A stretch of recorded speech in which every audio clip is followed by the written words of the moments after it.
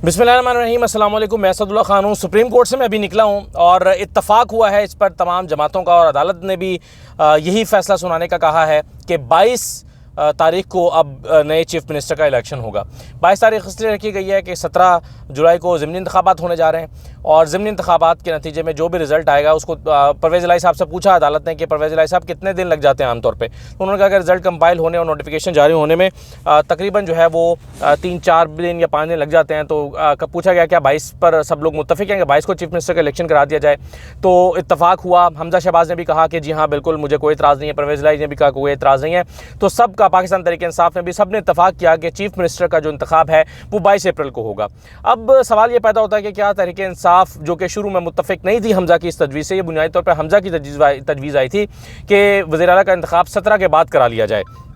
तो बज़ाहिर एक ऐसी तजवीज़ थी जिसको पाकिस्तान तहरीक इंसाफ को तस्लीम करना चाहिए था, या उनके फ़ायदे में ये तजवीज़ थी, लेकिन पाकिस्तान तहरीक इंसाफ इसमें रिलक्टेंट थी और बार बार वक्त मांग रही थी। और फिर बिल आखिर उन्होंने मशवरा करके ये इत्तफ़ाक़ कर लिया, हमज़ा साहब से, हमज़ा शहबाज से इत्तफ़ाक़ कर लिया और कहा कि जी ठीक है 17 तारीख के जो ज़िमनी इलेक्शन है पंजाब के, उसके बाद इलेक्शन करा लिया जाए। अब सवाल जो सबसे बड़ा पैदा होता है वो ये कि पाकिस्तान तहरीक इंसाफ ने सही फ़ैसला किया इत्तफ़ाक़ करके या गलत फ़ैसला किया है। तो इस पर मैं अपनी राय का इज़हार करता हूँ। देखिए, सबसे पहली बात तो ये है कि पाकिस्तान तहरीक इंसाफ के पास चॉइस क्या थी।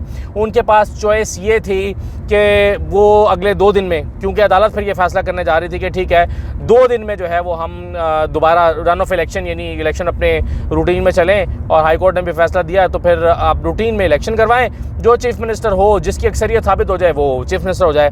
तो अक्सरियत तो अभी जो है वो हमज़ा शहबाज की होने जा रही है, लेकिन इस पर तहरीक इंसाफ जो है वो रिलक्टेंट थी, वो मानती ही नहीं थी। वो कहती थी कि हमारे लोग यहाँ पर मौजूद नहीं है, मुनासिब वक्त दिया जाए री इलेक्शन के लिए, और ज़िमनी और जो मखसूस नशस्तों वाले लोग हैं उनको भी जो है वो नोटिफाई किया जाए ताकि वो भी अपना वोट कास्ट कर सकें। इसके बावजूद जो है वो पाकिस्तान जो मुस्लिम लीग नून है उसकी अक्सरियत ज़्यादा मालूम होती थी, तो लगता था कि हमज़ा शहबाज ही वज़ीर आला बन जाएंगे।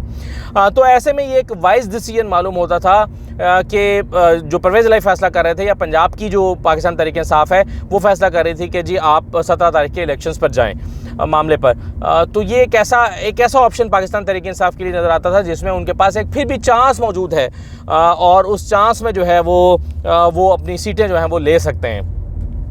अच्छा, अब इसमें देखिए, अब जो इसकी इम्पोर्टेंस है वो ये है कि जो 17 जुलाई के इंतखाबात हैं वो बहुत अहमियत इख्तियार कर गए हैं, और अपेरेंटली लगता है कि 17 जुलाई को जो अक्सरियत ले जाएगा, यानी को 14-15 सीटें जो पार्टी निकाल जाएगी वो अपना वज़ीर आला बना लेगा।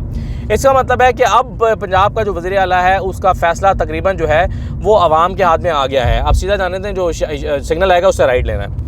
अच्छा, अब इस पे जो है वो फ़ैसला जो है वो लोगों के हाथों में आ गया है। पहले लोग शायद पाकिस्तान तहरीक इंसाफ का वर्कर ये सोच के ना निकलता कि जी ये वज़ीर आला तो फिर भी हमज़ा ही हैं, क्या फ़र्क पड़ेगा, इससे नंबर में तो कोई फ़र्क नहीं पड़ेगा।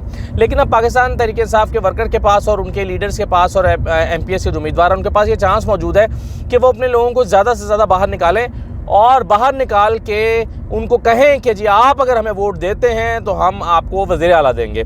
और फिर परवेज़ इलाही के पास ये भी गुंजाइश बाकी है कि वो चाहें तो थोड़ा जोड़ तोड़ कर सकते हैं या एक चांस ले सकते हैं अपनी अक्सरियत साबित करने का। तो मैं ये समझता हूँ कि ये फ़ैसला तहरीक इंसाफ ने बेहतर किया है। लेकिन रिलक्टेंस क्या थी? रिलक्टेंस ये थी पाकिस्तान तहरीक इंसाफ की, उनको ये लगता था कि ऐसा करने से हम हमज़ा शहबाज को वज़ीर आला तस्लीम कर लेंगे, और हम कैसे हमज़ा शहबाज को वज़ीर आला तस्लीम कर सकते हैं। अभी जब वक्फा हुआ तो मैंने कुछ लोगों से पूछा तहरीक इंसाफ के कि आप क्यों नहीं मान रहे, आपके पास एक चांस मौजूद है, आप थोड़ा सा पाकिस्तान तहरीक इंसाफ जोर लगा के ज़िमनी इलेक्शन में 4-5 सीटें 3-4 सीटें एक्स्ट्रा ले सकती है, यानी 114-15 तक 20 में से 14-15 सीटों तक जा सकती है, आप क्यों ये चांस नहीं ले रहे। तो उन्होंने कहा कि यार ये मसला नहीं है, मसला ये है कि हम हमज़ा को वज़ीर आला कैसे तस्लीम कर लेंगे। अगर हम हमज़ा को वज़ीर आला तस्लीम करते हैं तो हम बुनियादी तौर पर अपने प्रिंसिपल स्टांस जो है उसको छोड़ रहे हैं, हम अपने नज़रिए को छोड़ रहे हैं। तो हम अपना नज़रिया कैसे छोड़ दें और उनको कैसे वज़ीर आला तस्लीम कर लें। लेकिन दूसरी तरफ राय ये थी कि सियासी ऑप्शंस पे जाना चाहिए। मियां महमूद रशीद जो पार्लिमानी लीडर हैं पार्टी के पंजाब असम्बली में, उन्होंने खड़े होकर कह दिया, उन्होंने जब देखा कि ना बाबर अवान मान रहे हैं, ना फवाद चौधरी इस तरफ आ रहे हैं, ना बाकी लोग आ रहे हैं, तो उन्होंने कहा कि जी मैं कुछ कहना चाहता हूँ। उन्होंने अदालत से लेकर कह दिया कि जी हम इस पर तैयार हैं, हमने आपस में मुशावरत की है, परवेज़ इलाही से भी मुशावरत की है। ऐसा लग रहा था कि उनको बड़ा मसला हो रहा है और वो वो समझ रहे हैं कि जो मरकज़ी क़यादत है तहरीक इंसाफ की वो गलत फ़ैसला करने जा रही है और इस तरह तो कोई चांस भी नहीं बचेगा।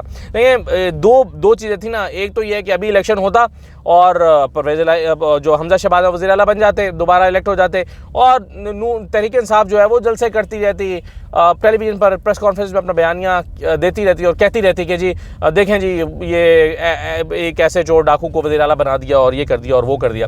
लेकिन परवेज़ इलाही और मियां महमूद रशीद और पंजाब की जो क़यादत है उन्होंने चांस लेने की कोशिश की है कि भाई एक चांस है हमारा कि हम जो है वो उस चांस को अवेल करें और उसको अवेल करते हुए एक ट्राई करें अपना वज़ीर आला डालने की, और वो एक फेयर चांस मौजूद है। यानी पहले तो 100% चांस हमजा शहबाज का ही था ना, अब वो 100% नहीं रहा, कुछ ना कुछ चांसेस चलें 20%, 30%, 40% ही सही, लेकिन कुछ चांसेस जो है वो परवेज़ इलाही के भी वज़ीर आला बनने के इम्कानात पैदा हुए हैं। करना अब ये पड़ेगा कि जो 17 सीटों के इंतखाबात हैं उनके ऊपर ज़ोर लगाना पड़ेगा। अच्छा, अब उसमें है क्या मसला, क्या है उसमें मसला ये कि जहाँ जहाँ तहरीक इंसाफ के उम्मीदवार गलत टिकट दे दिया आपने, आपको देना चाहिए था एक उम्मीदवार को, आपने दे दिया दूसरे उम्मीदवार को, अब वो दूसरा जो था जिसको नहीं दिया वो भी आज़ाद हैसियत में खड़ा हो गया। जैसे खुशाब की अगर मैं बात करूँ, शहबाज में वहाँ पे हामिद महमूद वड्डल जो हैं वो आज़ाद हैसियत में खड़े हो गए, टिकट के हकदार वो बनते थे उनके ख्याल में भी और बहुत सारे लोगों के ख्याल में। वो टिकट के उम्मीदवार थे, उनको टिकट नहीं मिला, वो आज़ाद खड़े हो गए, पाकिस्तान तहरीक इंसाफ का वोट तकसीम हो गया है। अब अगर उनको आप मना लेते हैं और कहते हैं कि जी ठीक है आपको हम किसी तरह एडजस्ट करेंगे, वैसे तो वो मानने के लिए तैयार नहीं है, लेकिन मना लेते हैं तो वहाँ से पाकिस्तान तहरीक इंसाफ की सीट फिर कंफर्म हो जाएगी और वो उसको क्लियरली जीत सकते हैं। तो यहाँ से उल्टा आ जाएंगे। तो ऐसी सूरत हाल में मैं समझता हूँ कि अब तहरीक इंसाफ को ने जो गलतियाँ कर दी सो कर दी, लेकिन अब बैठना पड़ेगा और बैठ के एक सेकेंड हमने अगली वाली सड़क से मुड़ना था। अच्छा, तो ये सूरत हाल है जो ज़िमनी इलेक्शंस हैं उसकी। मैं माज़ा चाहता हूँ, ज़रा इंटरप्शन हो रही है क्योंकि मैं ऑफिस भी पहुँच रहा हूँ, सुप्रीम कोर्ट से निकला हूँ। एनीवे, इधर से ले लें। अच्छा जी, एक नुकता और मैं आपके साथ शेयर करना चाहता हूँ, वो ये कि जब पाकिस्तान तहरीक इंसाफ ने आखिरी सेशन के लिए वक्त मांगा और वो मुशावरत करके आई, तो मुशावरत करके आने के बाद जो है वो उन्होंने आके कहा कि हमारी कुछ दरख्वास्तें सुप्रीम कोर्ट से कि इनको पाबंद करें, कि ये ब्यूरोक्रेसी जो है वो असरअंदाज नहीं होगी इलेक्शंस के ऊपर, इनको पाबंद करें कि ये कोड ऑफ कंडक्ट की खिलाफ वर्जी नहीं करेंगे, इनको पाबंद करें कि ये जो है वो कानून के मुताबिक चलेंगे ताकि हमें वापस सुप्रीम कोर्ट के पास दरख्वास्त लेकर ना आना पड़े। तो बात यह कि सुप्रीम कोर्ट ने कहा कि जी ठीक है हम ये सब कुछ कर देते हैं, लेकिन इसकी ये सिर्फ कहने की हद तक, ये फेस सेविंग की हद तक तो ठीक है जो पीटीआई कर रही है, लेकिन ये तो सब कुछ वैसे कानून में लिखा हुआ है, और चूँकि ये कानून में लिखा हुआ है तो इसलिए इसको अगर मज़ीद सुप्रीम कोर्ट लिख देती है तो इससे क्या फ़र्क पड़ेगा, क्योंकि वो तो पहले ही कानून का हिस्सा है। पहले भी कोड ऑफ कंडक्ट की खिलाफवर्जी नहीं होनी चाहिए, पहले भी इलेक्शन पर असरअंदाज नहीं होना चाहिए, पहले भी ट्रांसफर पोस्टिंग नहीं होनी चाहिए, पहले भी तरक्याती काम इलेक्शन अनाउंस होने के बाद हल्के में नहीं होने चाहिए। तो अगर सुप्रीम कोर्ट मजीद लिख देगी तो इससे फ़र्क नहीं पड़ेगा। अगर खिलाफवर्जी उन्होंने पहले करनी है तो खिलाफवर्जी अब भी करेंगे। दूसरा उसमें यह है कि पीटीआई ये चाहती थी कि केयर टेकर चीफ मिनिस्टर का लफ्ज़ इस्तेमाल करें अदालत, और उनको कहे कि जी ये निगरान वज़ीर आला या इस तरह से हैं, हमजा शहबाज के पूरे इख्तियारात नहीं हैं वज़ीर आला के तौर पे।